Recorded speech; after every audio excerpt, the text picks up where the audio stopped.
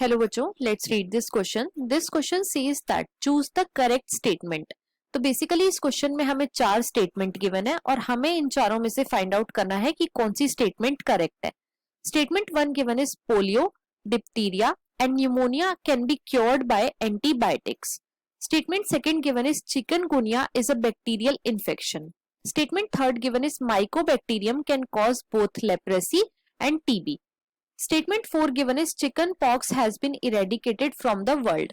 अब बच्चों, अगर इस क्वेश्चन के मैं की कॉन्सेप्ट की बात करूं तो इस क्वेश्चन का जो की कॉन्सेप्ट है वो है bacterial and viral diseases. Let me right it over here. It is bacterial and viral diseases.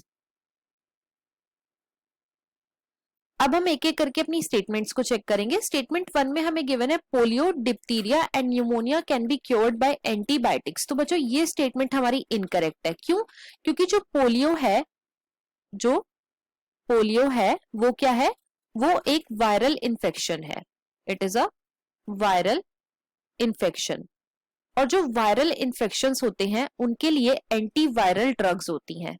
Anti viral drugs होती हैं, राइट। लेकिन जो डिप्थीरिया है और न्यूमोनिया है बच्चों, ये बैक्टीरियल इन्फेक्शंस है, इन्हें हम एंटीबायोटिक से ट्रीट कर सकते हैं।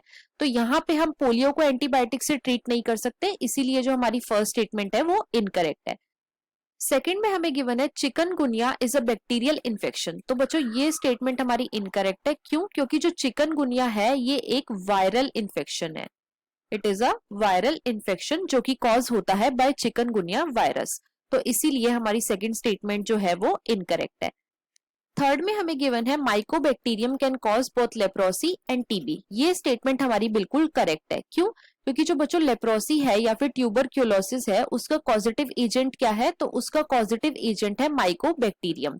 तो हमारी यहाँ पे थर्ड स्टेटमेंट जो है वो करेक्ट है और वही हमें फाइंड आउट करनी थी। फोर्थ स्टेटमेंट में हमें गिवन है कि जो चिकन पॉक्स है उसका इरेडिकेशन हो चुका है वर्ल्ड से।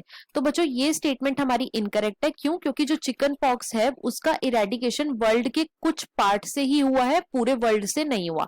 इसीलिए जो हमारी फोर्थ स्टेटमेंट है वो भी इनकरेक्ट है। तो हमारी यहाँ पे जो करेक्ट स्टेटमेंट है वो है statement number 3। So the final answer of this question is option number 3।